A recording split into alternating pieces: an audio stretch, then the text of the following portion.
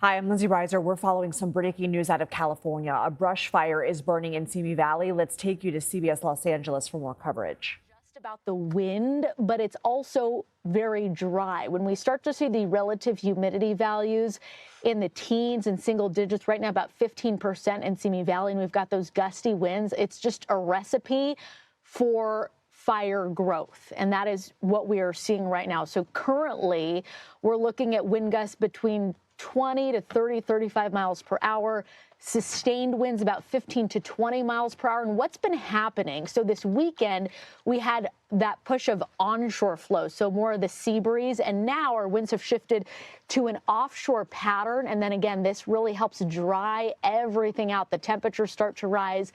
And that is also what we tend to see. Again, it's a Santa Ana wind pattern when we see those winds coming out of the northeast.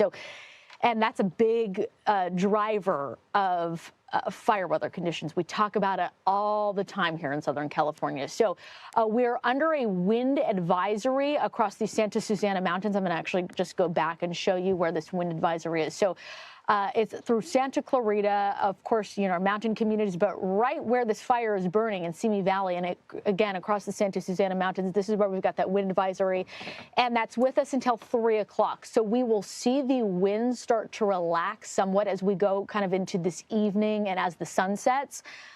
But when we see these offshore wind events, we tend to see them peak in the later morning and the early afternoon hours, and we're right in that time period. So what I want to show you now is the wind speed and the direction over the next about 24 hours the next day. You can see through about 1 to even 3, 4 o'clock. Winds will still be quite strong, between 15, 20 to even 30 miles per hour. And then as we go into this evening, later tonight, winds will relax. But it's really concerning when we see those stronger winds and we have those critical fire weather conditions, because like we see right now, you got one spark and then it drives something like this.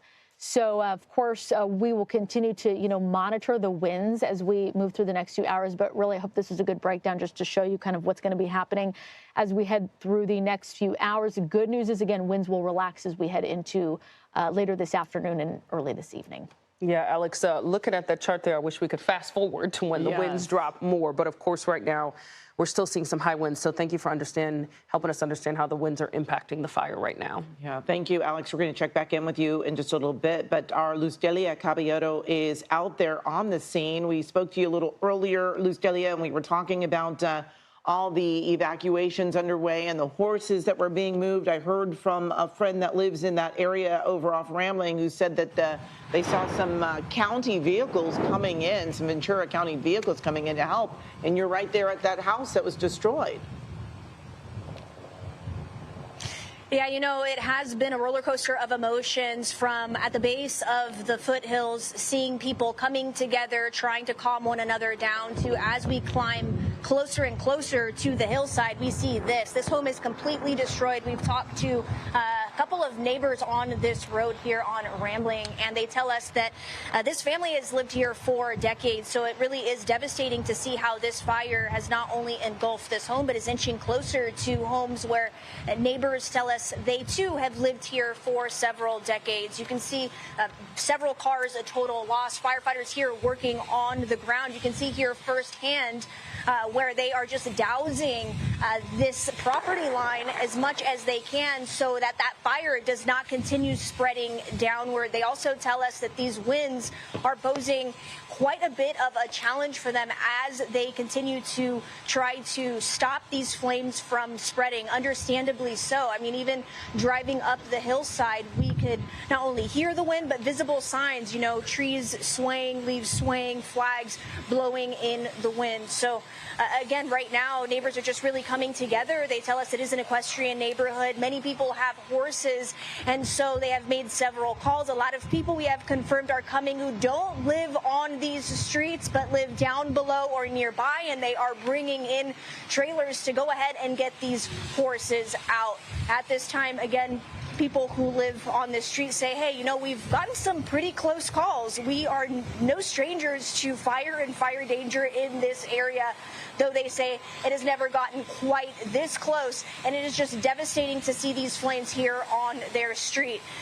Firefighters are telling us that not only are they doing everything they can, but they are urging people to heed these warnings because of this wind. They anticipate that it may only get worse, and they can't really tell where the direction of these flames are going to go. And that's the danger here. They want people to understand that while they may seem like they are not in a danger's way now, they very well could be within a matter of minutes. And we've seen how explosive this fire has gotten within even the first hour.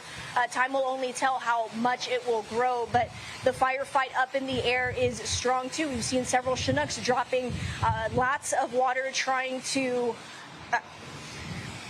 make these flames try to have some sort of a path where they can be controlled. But again, the wind is proving to be the biggest challenge right now at this hour. And people continue coming as they hear the news of the fire approaching their neighborhoods, just trying to get important paperwork. We talked to a gentleman who said, hey, you know what? I am ready to go. Ron over here, if once Suzanne pans over 2 or 3 houses down, you'll be able to see him. But he tells us, hey, you know what? I am ready to go in a moment's notice, but I do not want to risk losing my home. So he's actually going to hold out and not leave until he feels his home is secure. And you can see him over there with his hose. He's dousing his plants, dousing his roof. He said he turned off a couple of hot spots in his backyard.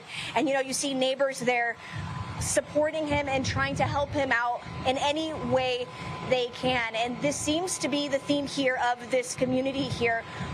One person helping another any way they can, whether that's bringing some water, helping them with the hose, or even removing animals. And in this case, we've seen so many horses being loaded on trailers and neighbors helping neighbors. That's what this is all about, especially in this time of emergency. So as of now, we are going to try to talk to other neighbors and see if we can also help as well, to see if we can make some calls to get some people with trailers in to help remove horses. But as you can see, firefighters are doing the very best that they can given the circumstances. And I don't know if you're able to tell the reduced visibility, but from the hillsides coming our way, definitely lots of smoke and reduced visibility coming our way. And certainly it will likely only get worse the lower you get as those winds bring in all of that smoke. So check in with us in a little bit as we work to get you the very latest on evacuation orders and how people are feeling in these neighborhoods. And of course, we will try to help out in any way we can as well. Going to go ahead and send things back to you. Yeah, Los Deli, it's interesting watching the winds just behind you, whipping that tree. You had also shown us the flag on that fire truck earlier, but we're taking a wider view now of this fire, which has been spreading since about 10:30 this morning. And I think our Mark Lou has some new video. Yeah, try to get that video turned around for you, but it looks like SkyCal was able to actually find the ignition point. It is right between what is essentially Rudolph Drive, which was 2600 block of Rudolph, where that police spokesperson said someone was driving a tractor, may have ignited the fire by moving some boulders, causing a spark, and then also Sandy Avenue. It just appears to be right behind a home on Sandy Avenue with SkyCal, where we were able to see some of that. There was red tape, crime tape around an area, which is normal for an arson investigation to highlight a specific area, and then a larger area of yellow crime tape. Now, what we're looking at here is SkyCal. This is the western end of the fire. I see the Montgomery Fire Road right there that you see in Casual Court. That's on the southwestern end of this fire. And it's still burning pretty intensely now as it continues to move in sort of the southwesterly direction. We can see a lot of dark colored smoke here. And again, these are fire roads in this area, not a great place. We've been watching coverage from CBS Los Angeles about the Simi fire in California. We're going to continue to monitor this as they battle those high winds.